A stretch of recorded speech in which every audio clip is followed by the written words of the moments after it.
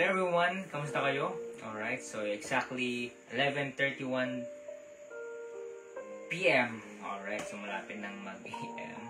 Okay, in 30 minutes. Okay, umaga na ulit. Pero praise the Lord dahil tayo ulit ay makapagbasa ng Bible. Alright, at samahan nyo ako. Okay, na sa aking journey. Okay, maituloy-tuloy yung ating pagbabasa ng ating Bible. Tagalog version. Alright. So, exciting yung part na pagbabasa. Kasi mas lalo kong na-appreciate yung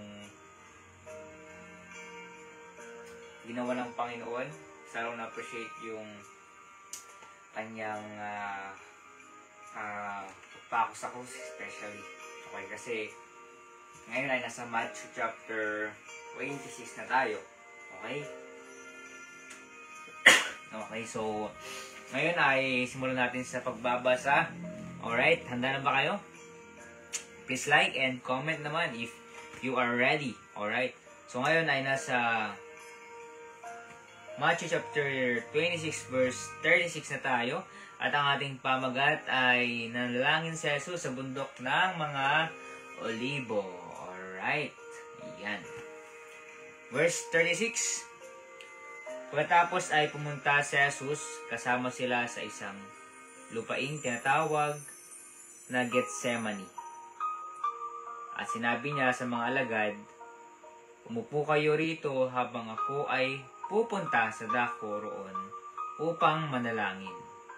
Okay, sinabi ng Panginoon, okay, na umupo sila sa Getsemani, alright, at sila ay hihintayin nilang Panginoon dahil gustong manalangin ng Panginoon. So, yun yung kanyang last na prayer kasi siya ay dadagipin na ng mga soldier. Okay?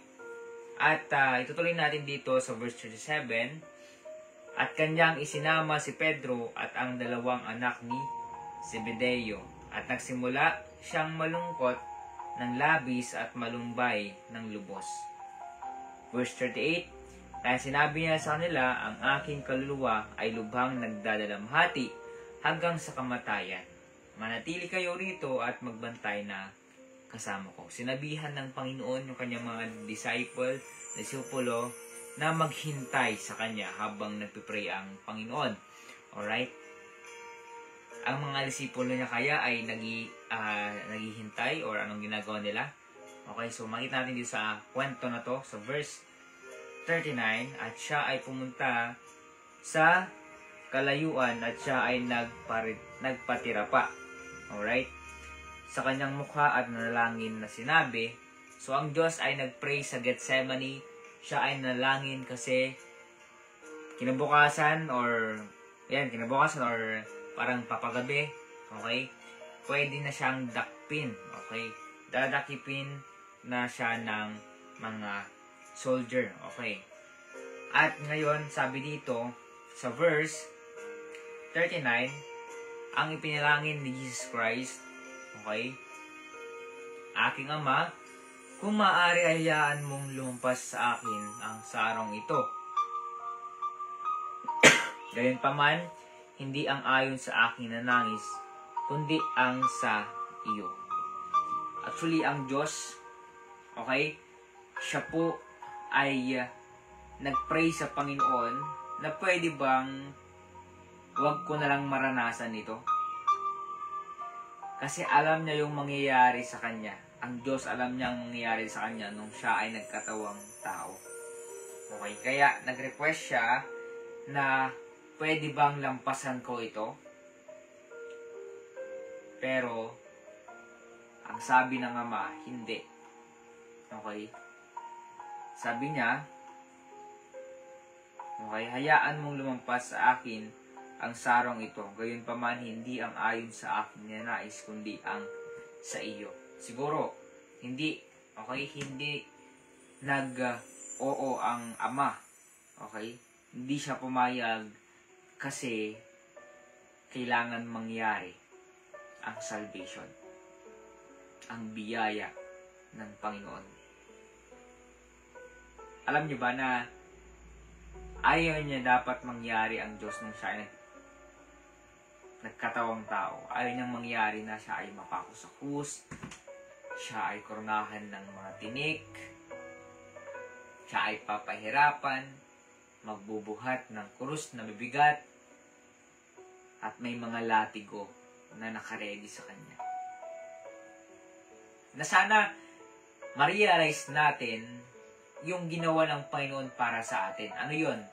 Ang Diyos napako sa krus para bayaran yung ating kasalanan. Okay? At lagi kong inuulit at ako ay nagsishare ng gospel na ang Diyos napako sa krus para bayaran yung ating kasalanan.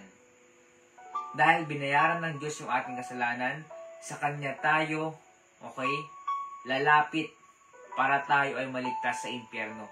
Sabi sa Revelation 21:8 na lahat ng mga sinungaling o nakagawa ng mga sinungaling, makagawa ng mga kasalanan, pagpatay ng tao, okay, pag samba sa Diyos-Diyosan, ay part siya sa impyerno. Kung ikaw nanonood, hindi mo pa alam kung saan ka mapupunta pag namatay, this is the time na malaman mo na merong impyerno naghihintay sa atin. Pero sabi dito, hindi pwedeng hindi mangyari na mapako sa krus ang Diyos. Bakit? Dahil hindi mangyayari yung salvation at hindi tayo maliligtas sa impyerno. Kaya ikaw na nanonood, kung hindi mo pa tinanggap ang Panginoon bilang Panginoon tagapagligtas, you need God. Kailangan mong magpakumbaba, kailangan mong manampalataya, okay? Kailangan humingi ka ng tawad sa Panginoon at ayaan mong ang Diyos ang bahala sa iyong kaluluwa. At ang Diyos, papasukin mo sa iyong puso. Romans 10:9-10. If you confess, naniwala ka ng taos puso na ang Diyos ang magliligtas sa ating sa impyerno, tayo ay maliligtas. Hindi pa huli ang lahat, kapatid. Bakit? Dito yung platform ng Facebook. Ginagamit natin to share the gospel. Ginagamit natin to share the Bible, to share the truth. Okay? Kaya sulitin na natin. Napaka-basic lang. Kailangan lang nating manampalataya sa Panginoon para tayo ay maligtas. You can pray, pikit yung mata, yuko your ulo, nasabihin mo, Panginoon, makapangyarihan sa lahat, ikaw po ay tinatanggap ko bilang Panginoon at tagapagligtas. Ako po ay nagpapakumbaba, nagsisisi sa aking mga kasalanan. Patawarin niyo po ako. Hindi ko po kayang iligtas ang aking sarili. Pumasok po kayo sa aking buhay at kayo na po ang bahala sa aking kaluluwa. Ito po ang aking dalangin sa pangalan ni Jesus. Amen. So, napaka-basic lang yung pagtanggap. Kailangan mo lang mag-decide. Sabi ko nga sa aking pag-share kanina, kung tayo ay talagang mature na, alam natin yung tama at mali, okay? Di ba? Kailangan na natin mag-decide sa atin. Mag-decide tayo sa ating sarili. Sabi ko nga sa iba yung mama ni Grace, okay? Na yung ating mga anak, kapag sila ay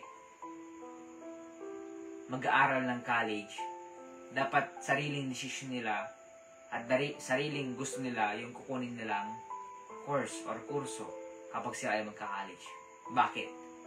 Kasi kung pipilitin ng nanay, ikaw mag-nurse ka kasi ito yung pangarap ko dati nung ako ay young people ay hindi nangyari.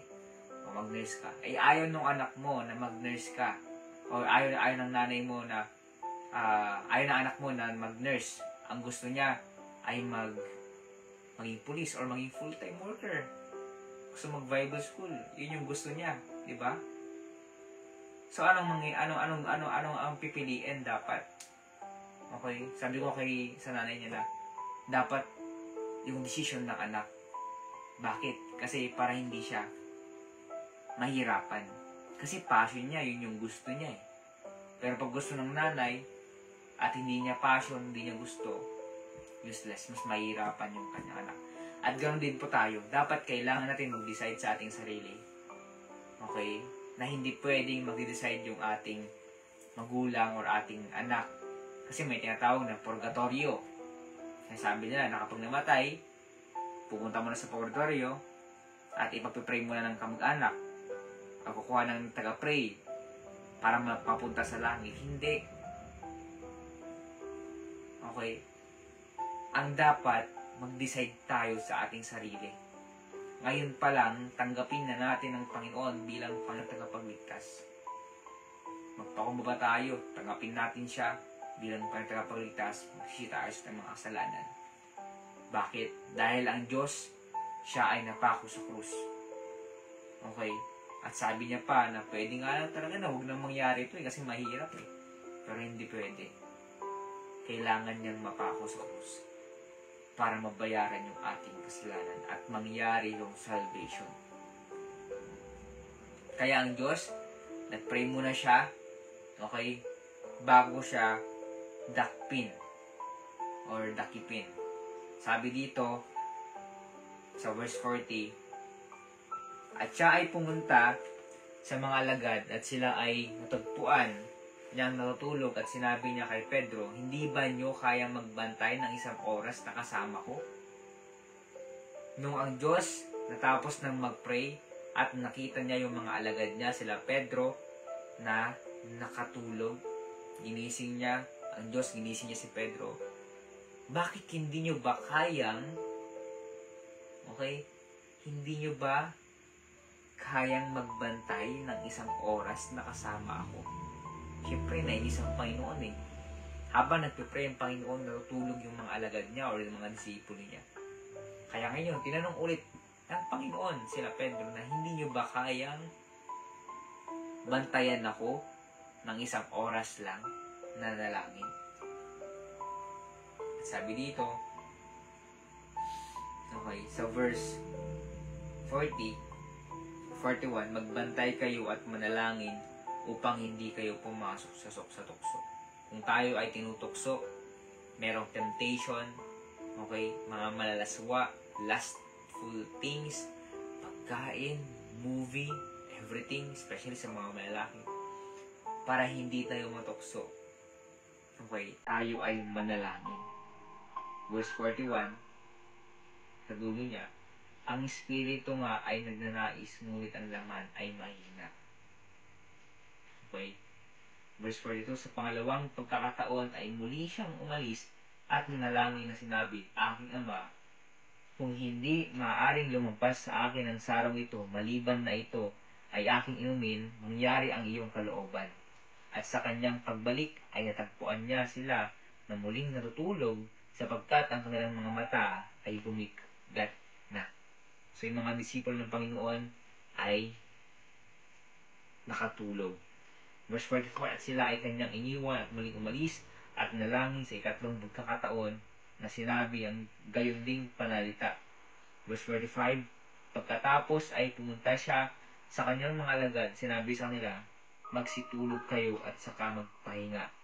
Narito, malapit ng oras at anak ng tao ay pinagkakanulo sa mga pangay ng mga kasalanan. Bumangon na kayo, alis na tayo narito.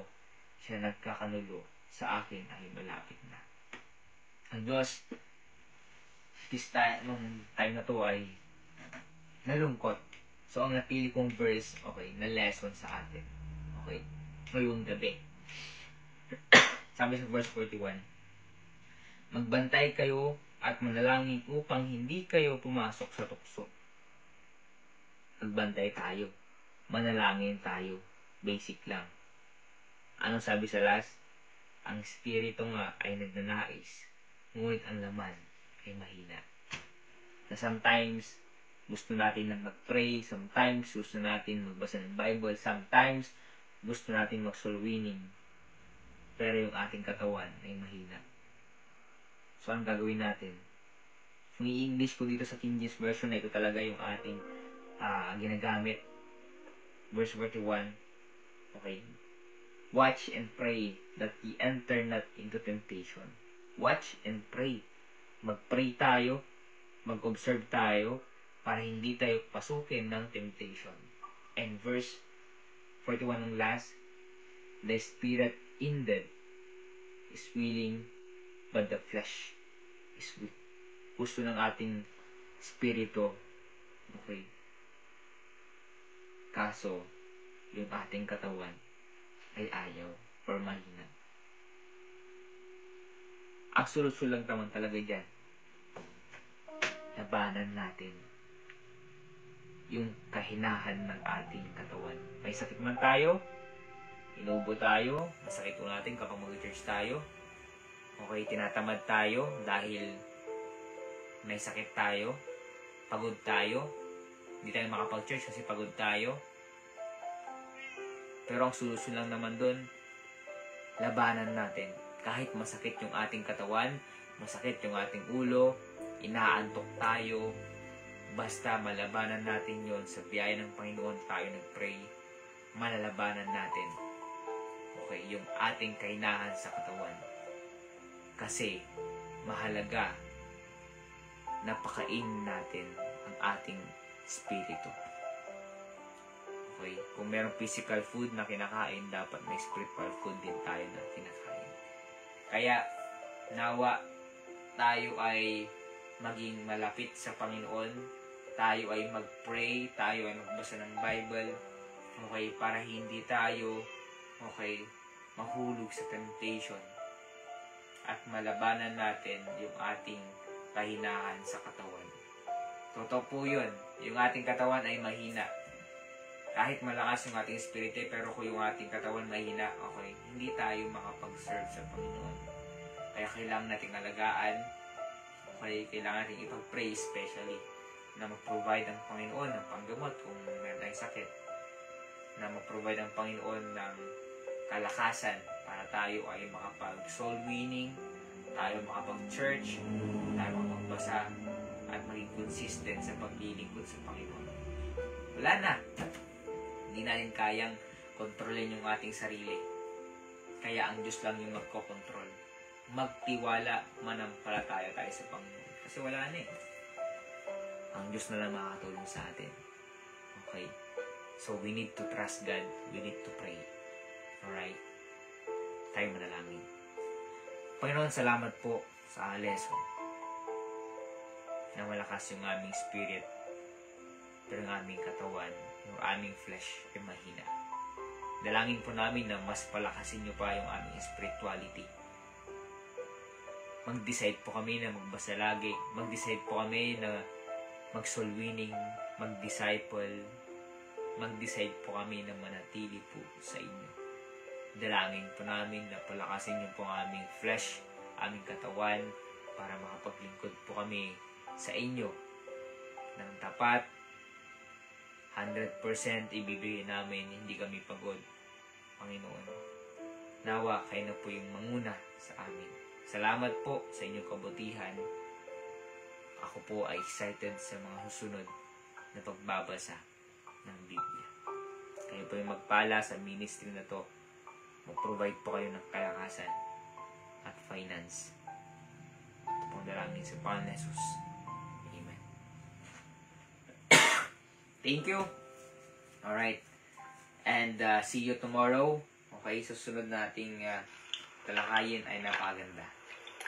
God bless. See you tomorrow.